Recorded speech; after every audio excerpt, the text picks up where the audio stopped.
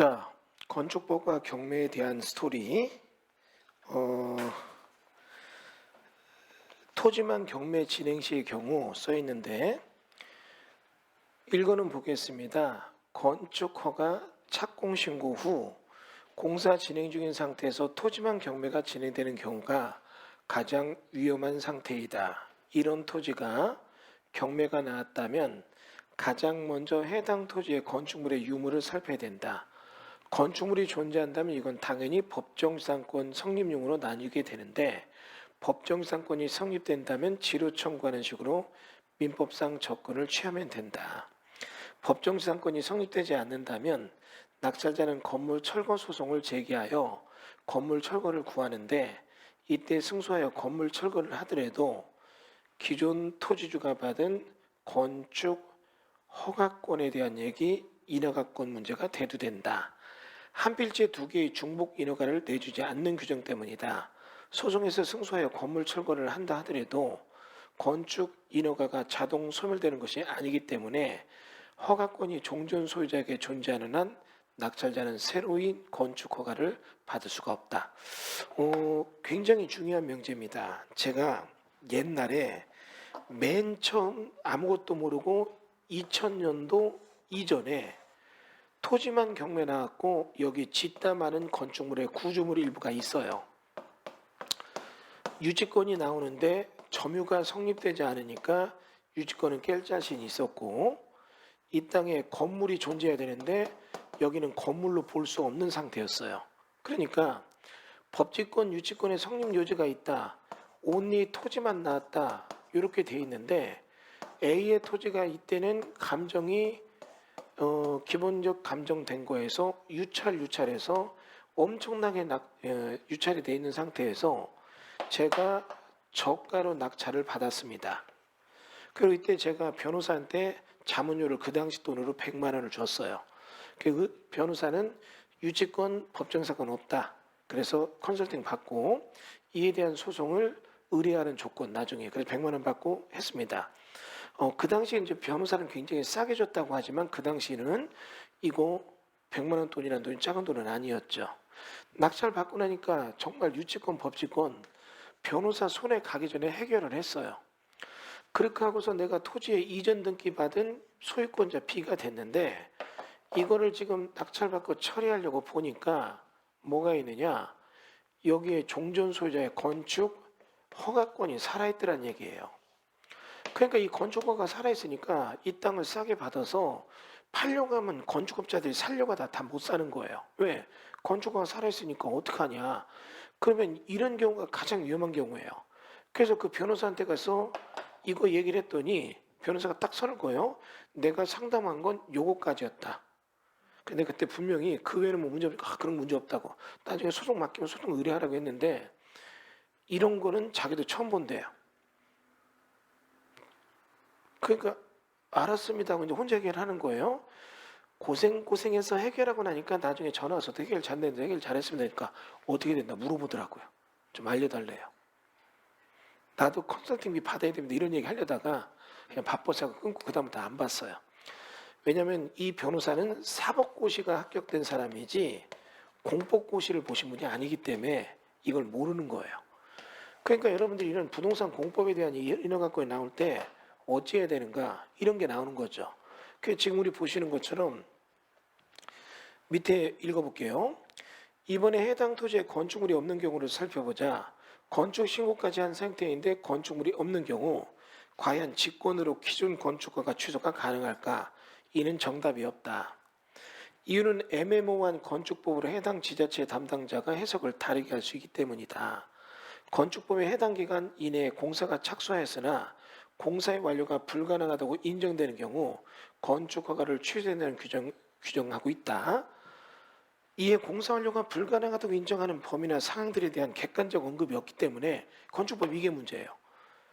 허가를 취소해야 한다 써 있는데 허가 취소에 대한 구체적 명시가 없어요. 그러니까 담당자가 재량에 판단하는 거예요. 그러니까 하여야 한다는 귀속 처분이지만 판단하는 경우에 하여야 한다. 그럼 판단은 재량으로 하는 거거든요. 그러면 이런 경우에 지자체 담당자가 이에 대한 경험이 많아 직권 취소 뭐 청문 절차 거치는 걸 해주면 좋지만 경험이 적거나 이제 부임한 담당자가 재량으로 판단 취소 기회는 부담이 작용한다면 직권 취소를 거부하는 경우가 많다.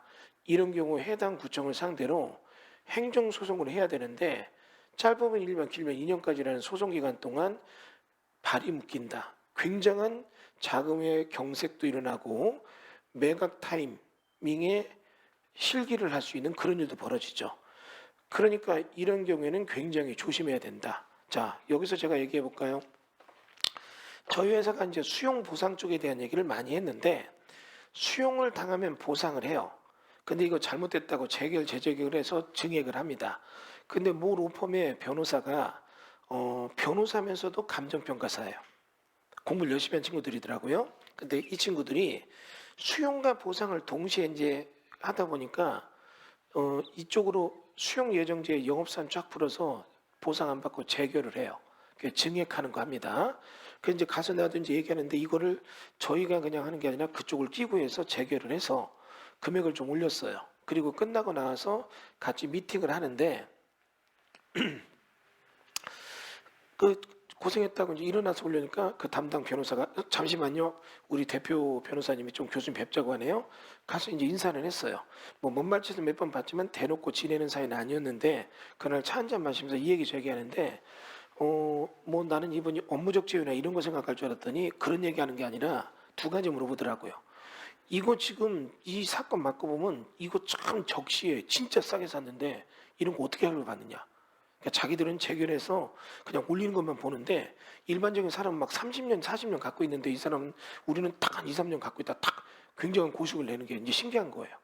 그러면 우연히 이렇게 사는 거냐 아니면 알고 사는 거냐 해서 그냥 내가 운이 좋은 것 같다 이러고 말았어요. 그랬더니 가만히 말 않고 쳐다봐요. 그래서 말 않고 가만히 쳐다봤어요. 그러더니 그다음 거 물어봐요. 그 다음은 이제 이쪽 얘기가 아니라 내 쪽 얘기래요. 자기가 내 쪽 영상을 다 봤대요. 그러면서 뭐라고 하느냐. 아니 1억건에 대한 거 이런 거 소송하라고 하는데 이런 거 막 교수님 강의 왜 듣나 모르겠다. 이거 소송하면 반드시 승소한다 얘기하더라고요. 맞죠? 예. 그런데 뭐든지 그냥 승소하면 되지. 그 얘기했습니다. 저기 이게 변호사들이 그게 문제예요. 이들은 이기냐 지냐 이것만 봐요. 우리는 이기냐 지냐만 보지 않아요. 저희가 뭐 이렇게 일을 하다 보면 요거는 이렇게 해서 소송까지 가니까 시간을 길게 볼 경우가 있다 이런 얘기 하거든요. 그런 얘기 안 하고 만약에 경매로 낙찰받는데 소송 길게 간다. 그럼 투자 기간이 1년이라고 했는데 2년 3년 간다. 이거 말 나오거든요. 설명 다시 볼게요. 이거 소송하면 이긴다고 됐는데 소송 기간 얼마 거냐? 책에 써 있잖아요. 1년 2년 걸린다고요. 1년 이전 걸리는데 그러면 투자자 입장에서는 1년 동안 부동산 경기가 좋을 때 샀다가 꺾이면 1년 후에 승소해도 이건 패배하는 거다. 두 번째, 여기 있는 경우에 내가 투자금이 5억이면 1년 동안 5억이 묶인다. 그럼 이건 기간이 길어지는 만큼 수익률이 떨어지는 거 아니냐. 그러니까 이거는 이런 내용에 대해서 분석을 하고 가는 게 맞지 않느냐. 그러면 내가 1년, 2년 돈 묶이는 것까지 금융비용까지 고려해서 낙찰가를 낮춰야 된다. 1년 후에 벌 거랑 3년 후에 벌 거라면 금융비용 따질 때 내가 낙찰받을 코스가 낮아진 건 당연하지 않느냐. 그런 것 때문에 이런 수업 한다니까 부동산 쪽이 훨씬 더 입체적이네요. 그 얘기를 하더라고요. 여러분 여기 보면 이런 건축허가권이 있는 땅 너무너무 좋다. 미래가치가 있다. 그럼 3년, 5년 장기적 투자한다면 이런 거 경매를 싸게 사요. 어차피 묶어두고 갈 거면 소송하는 거죠. 그래서 취소시키는 거죠.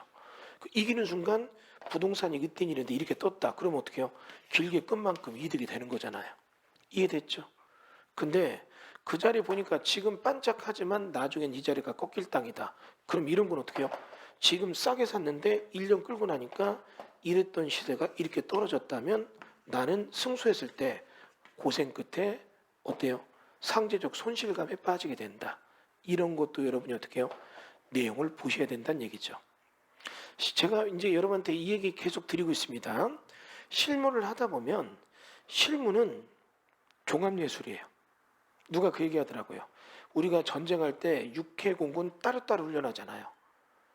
그런데 여러분 왜 이렇게 합동훈련이라는 거 있죠? 육군, 공군, 해군, 육군도 보병과 포병이 같이 하잖아요. 일반적 훈련은 보병끼리 하고 포병끼리 해요. 근데 어떻게 해요? 무슨 일정 훈련은 육해공군이 동시에 다 하잖아요. 전체적인 구조를 맞춰보잖아요. 여러분 이런 얘기 해볼게요. 전쟁터에서 내가 암만 잘 싸워도 보급부대가 안 오면 못 싸우는 거예요. 그러면 또 보급부대는 보급부대대로, 의료부대는 의료부대대로 각자의 자기들 역할에 대한 건 따로따로도 훈련하지만 전체적인 훈련도 필요하잖아요. 전쟁은 종합예술이다. 그 얘기했거든요. 여러분 경매투자는 종합예술이에요. 여러분 알고 있는 모든 지식이 총체적으로 나오지 이거 하나 딱 배웠다고 그것만 맞는다 이게 아니라 전체적인 얘기를 보는 안목. 여기 써 있는 내용들이 그러니까 어떤 이론적 지식이 아니라 실무적 지식에 대한 경험 데이터를 놓고 이론을 근거로 전체적인 볼 때 문제점 뭐가 되는가 이런 걸 쓰는 걸 여러분이 잘 읽어보면 그 내용을 확인할 수 있을 겁니다. 그러니까 이런 부분 등에 대해서 여러분이 어떻게 해요? 조금 더 깊이 있는 공부라는 거 필요하다는 거 생각해 주시기 바랍니다. 자, 이렇게 해서 이번 단락 강의 마치도록 하겠습니다. 감사합니다.